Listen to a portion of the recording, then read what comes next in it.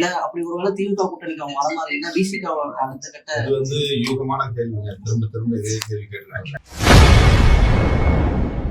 பாமக நிறுவனர் ராமதாஸ் திமுகவுடன் கூட்டணி வைக்க இசைவு தெரிவித்ததாக வெளியான செய்திகள் குறித்த கேள்விக்கு விசிக தலைவர் திருமாவளவன் ஒரே வரியில் பதிலளித்துள்ளார். சிறுபான்மை மக்களுக்கு எதிரான வெறுப்பு அரசியல் தான் பாஜகவின் அடிநாதமாக இருக்கிறது.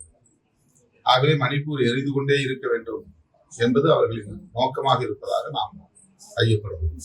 தலைவராக இருக்கும்போதே சொன்னாரு, கெடுவுலாம் சொன்னாரு, இன்னும் 2 வாரம் பொறுங்க, 3 வாரம் பொறுங்க, இதான் எல்லாத்தையும் ஆதாரப்பூர்வமா அறிவிக்க போறேன் அப்படின்னு சொன்னாரு. நாம எல்லாம் தான் காத்திருந்தோம். ஆனா அவர் ஒன்றும் காட்டல. ஒரு பிளாக்மெயில் பண்றதுக்காக சொன்னாரோங்கிற மாதிரி தோணுது. இப்போ இவங்களும் வேற என்ன கணக்குல இதை சொல்றாங்கன்னு தெரியல. ஆதாரம் இருந்தா ஆதாரம் இவங்க கையில அதிகாரம் இருக்கு, உடனே அம்பலப்படுத்தலாம், நடவடிக்கை எடுக்கலாம். பட் ஏன் எடுத்தாங்க அவங்க காலத்தாக்குறாங்க? தேர்தல் அரசியலுக்காக பேசுறாங்க. ஏதோ ஒரு மிரட்டல். இந்த மிரட்டல் எதுக்காகன்னு நமக்கு தெரியும்.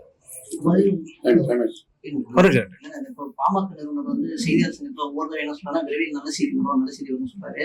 ஒரு சில இடத்துல கலைஞருக்கு குறிப்பிட்டு பேசுறாரு. இது என்ன அவர் வந்து திமுகவோட கூட்டணி வைக்கிறதுக்காக அப்படி பேசுறாரா? இல்ல அப்படி ஒருவேளை திமுக கூட்டணிக்கு அவங்க வரலாறு என்ன விசிக அடுத்த கட்ட இது யூகமான கேள்விங்க. திரும்ப திரும்ப இதே கேள்வி கேட்கிறாங்க. இல்ல அவர் தொடர்ந்து அதே யூகமான கேள்விக்கு யூகமா பதில் சொல்ல முடியாது. தொடர்ந்து அவர் வந்து அதை சொல்லிட்டே வராரு. யூகமான கேள்விக்கு யூகமா பதில் சொல்ல முடியாது. அவர் வரட்டும், வந்த பிறகு பேசுவோம். செய்திகளை உள்ளது உள்ளபடி தெரிந்து கொள்ள ரெஃப்ளெக்ட் நியூஸை சப்ஸ்கிரைப் பண்ணுங்க.